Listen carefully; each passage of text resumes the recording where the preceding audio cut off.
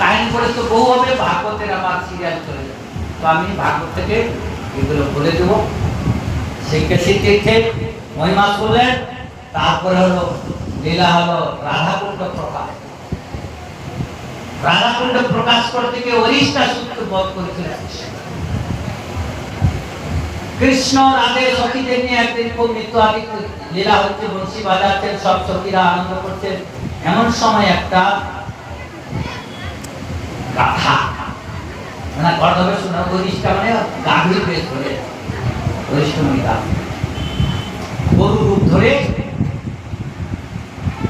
আর এসে যেখানে কৃষ্ণ আছে সেখানে ওই দুটা পা উঠায় সারাম করে কৃষ্ণকে লাভ না। কৃষ্ণ দেখছিল ওইটা তো অসুর, গরুর রূপ ধরে আছে, তার গরু পাউটা ধরে ঘোরাতে ঘোরাতে